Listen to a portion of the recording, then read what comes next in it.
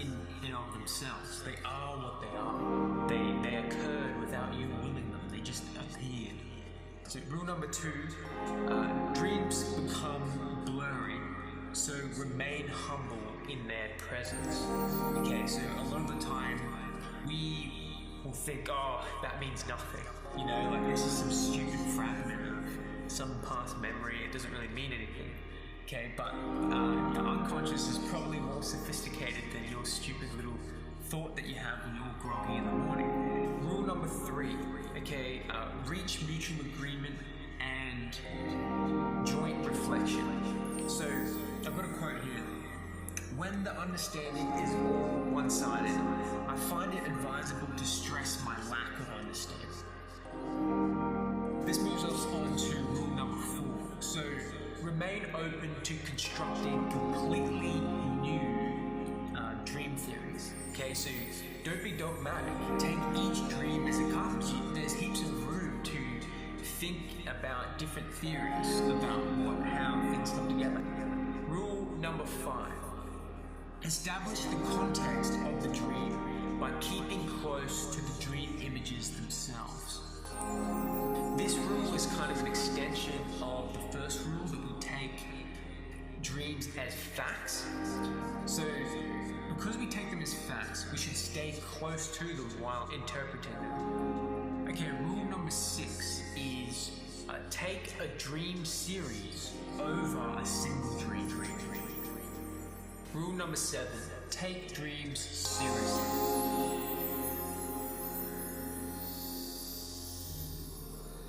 Rule 8, interpretation requires exact knowledge of the conscious status quo. Okay, so basically we need to know what's happening consciously with you. We need to know, because you can take a dream and it's just floating around.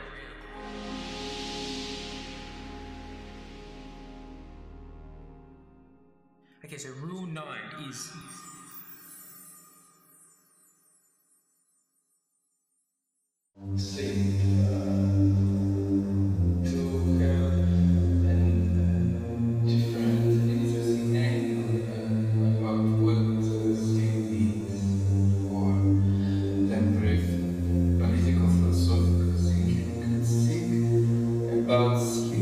as kind of secret neutral place in our experience in which somehow power operation is involved.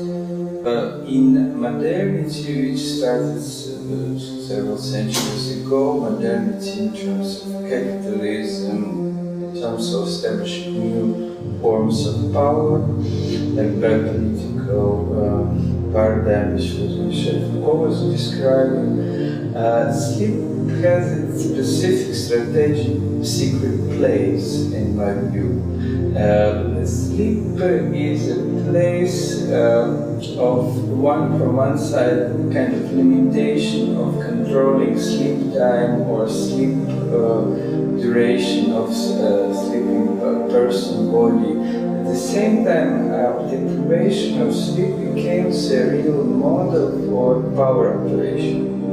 It looks like power which consists in many practices, small things which is organized as an incessant continuum, somehow modeled on this model, or based on this model of sleep deprivation and permanent vigilance, horizon of permanent vigilance. At the same time, many projects which was opposing this modernity, like Marxist movement, which dreamed of establishing a new society, also thinking in terms of putting this power asleep, like Lenin was saying in State and Revolution, that actually it lost in English translation. He said that state should fall asleep. It has some connection with this implicit logic of sleep, vigilance, and power.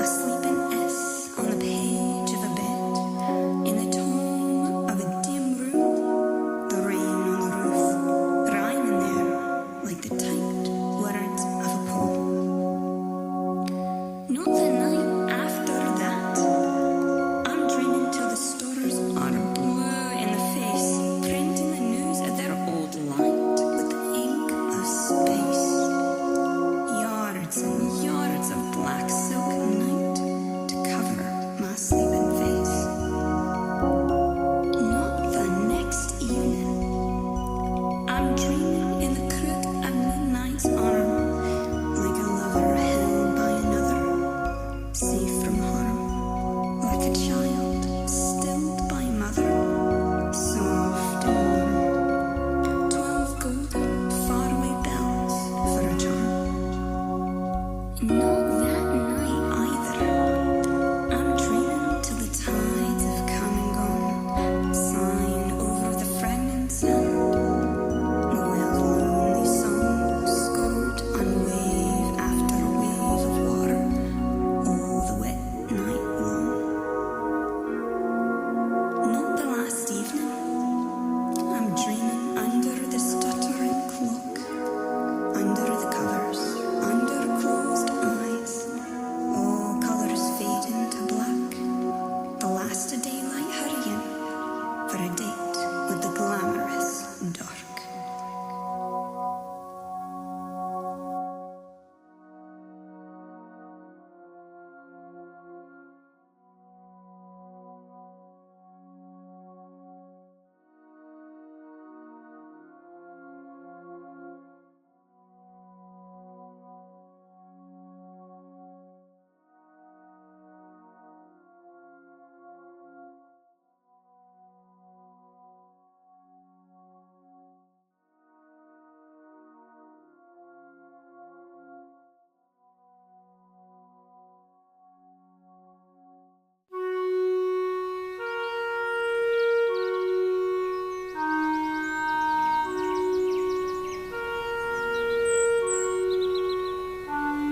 When strolling along the banks of the River Boyne, near the palace that had once belonged to his father, as the sun went down low and the stars were just beginning to shine through, he saw swimming, sailing down the river, a swan, the most beautiful swan he had ever seen, a dam of the most elegant, exquisite sort, and around her neck was a golden chain of the most delicate, intricately made filigree.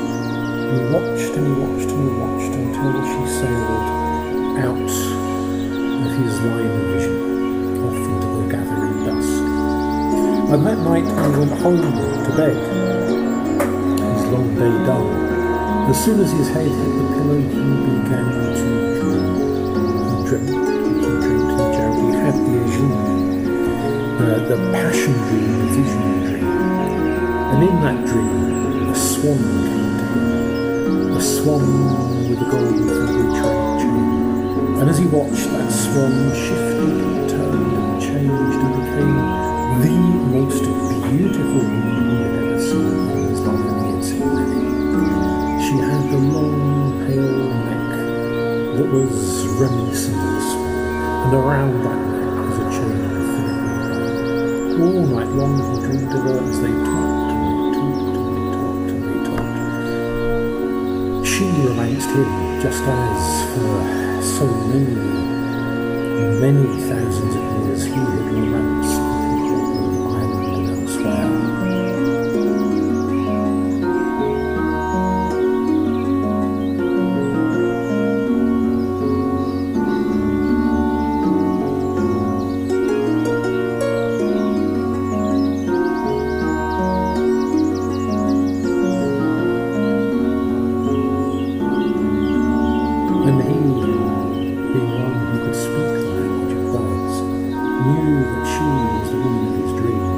And that she had dreamt of him for all that long time, just as he had dreamt of her.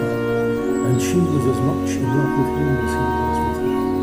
But the spell was upon her. There was nothing she could do. He could hardly marry a swan.